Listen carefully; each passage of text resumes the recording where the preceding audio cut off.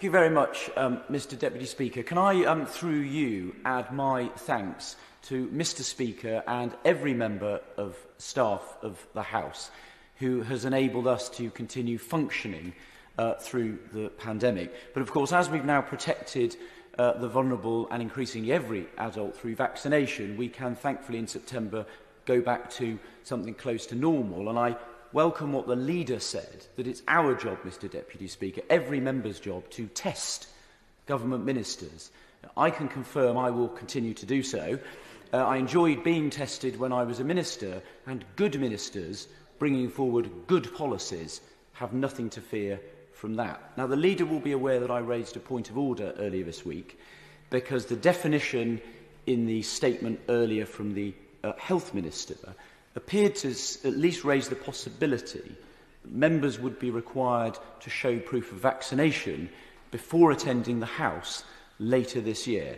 So can I ask that would clearly be an outrage. It's our job to come here to represent our constituents.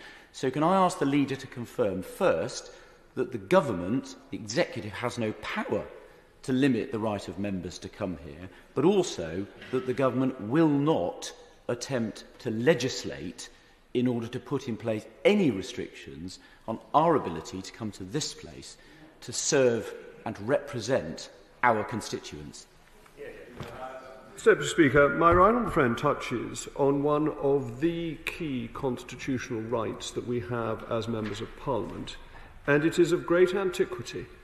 Unmolested entry to Parliament, whether Parliament is sitting or not, as long as it is not dissolved, has been our right since 1340. And the reason that it is our right is that we are here to hold the government to account, and there have been occasions when governments haven't wanted people turning up. Pride's Purge obviously comes to mind as when force was used to keep members out. And the right is a very precious one, and it's not a right on our own account. It's not because of who we are or what we are, it is because of who we represent. We represent 70,000 people, sometimes a few more, sometimes a few less, who have a right for redress of grievance to be sought for them, and for the government to be held to account on their behalf, and for no expenditure or taxation to be agreed without the agreement on their behalf by their representative. And no government could get rid of this by any means other than primary legislation. Primary legislation can, of course, do anything, but it would require primary legislation to change any condition of membership.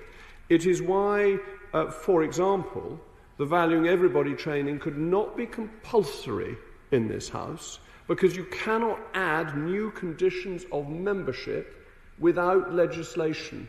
Otherwise, the government could decide that you needed, to have passed a maths exam before you come in, or that you should have good handwriting, or heaven knows what obstruction could be put in our way to come here to do our constitutional duty. We must protect that right. It is absolutely fundamental, and I cannot think that any government, and certainly not this government, would try and take away fundamental constitutional rights.